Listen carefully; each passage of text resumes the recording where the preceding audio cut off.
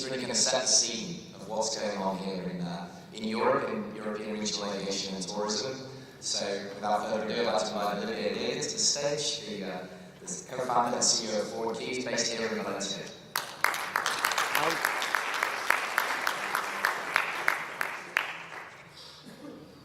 Buenos días.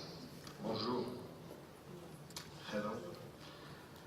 My name is Olivier Jager, and first of all, I'm honored that John and the team asked me to do the opening here. It's obviously an honor. But you need to know that there's been a certain number of things going on behind the curtain. There's been some kind of a lobby attempt to make that happen here. Because ForwardKeys is born in Valencia and is based in Valencia. So this is where our headquarters. And actually, this lobbying effort has been working very hard together with the community here. So it's really an honor for me to be in front of you this morning, but also a matter of happiness to have seen AviaDev growing from basically just an idea to this today, and whatever's happening in Africa as well. And obviously, personally, I'm what they call Gavacho here. It's not exactly from around the corner. Settled here a couple of years ago, even though we started the company 10 years ago. But for me, Valencia has been so important and essential in the development of the company. At the end of the day, when we started, I said, hey, let's look for a serious city, you know, like New York, London. And I was convinced that we needed to invest here in Valencia. And I can tell you, I'm not paid by media or anybody, I can tell you that the company would certainly not be where it is today if it were not for having chosen Valencia as a headquarter. And by the way, at the end of the day, you know, that's the topic here. When you're thinking regional, you're thinking away from region, away from the central, right?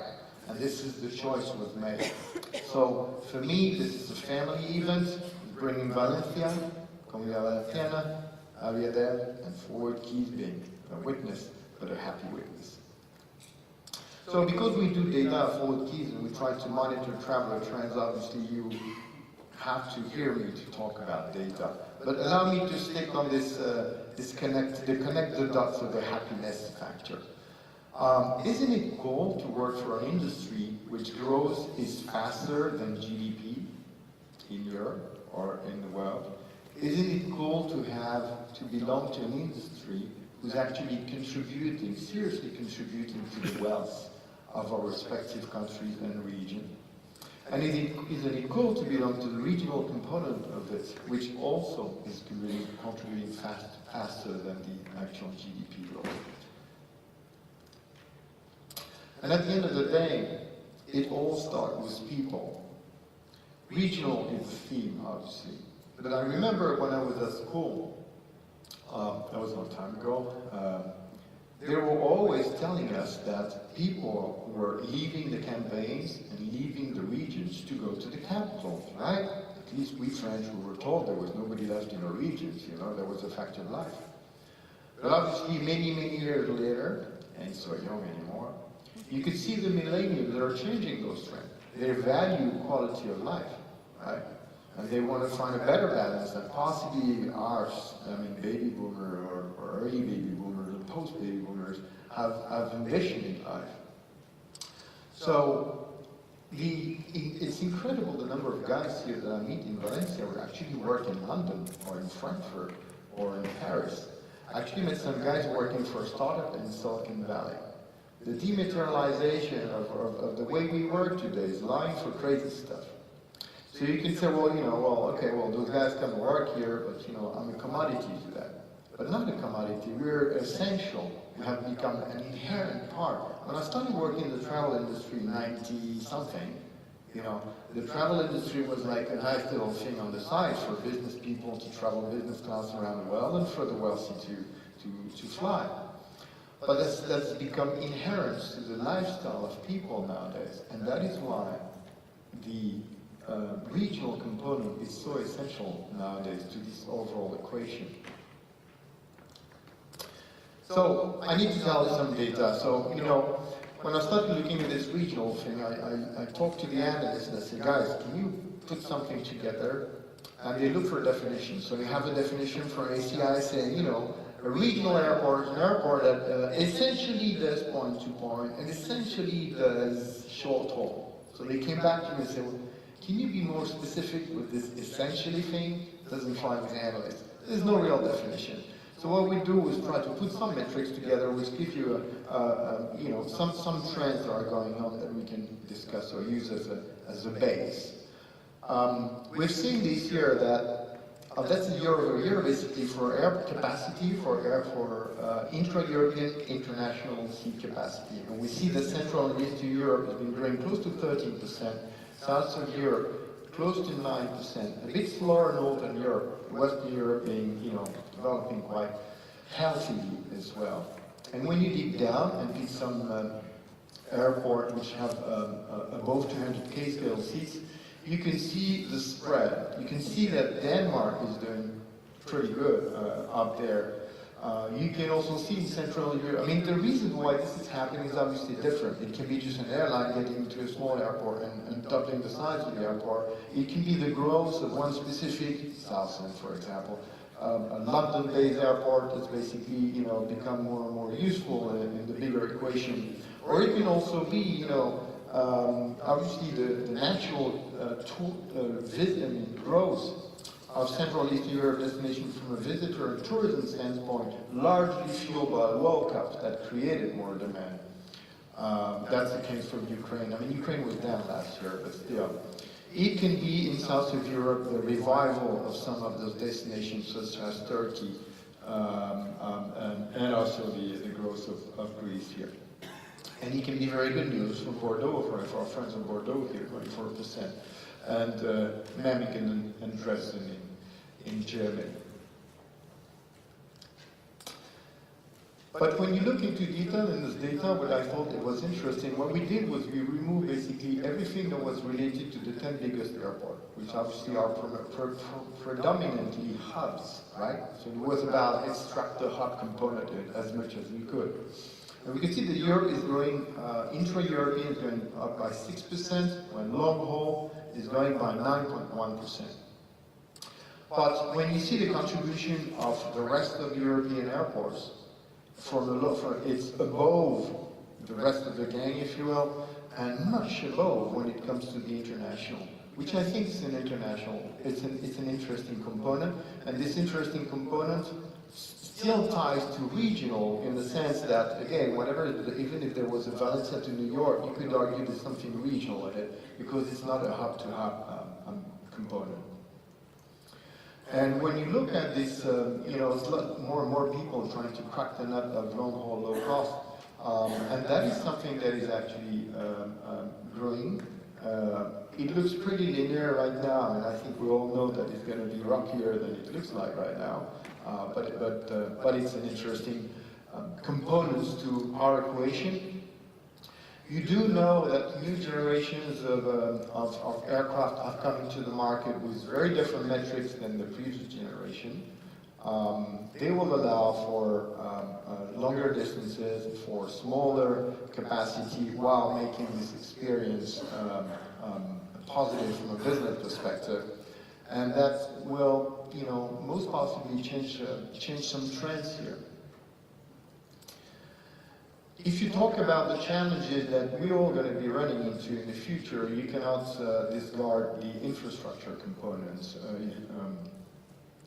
Eurocontrol released a report this year saying that by 2040, if nothing is done from a sky control perspective as well as from an infrastructure perspective, there might be a capacity gap up to 1.5 million flights by 2040. That's around 160 million travelers.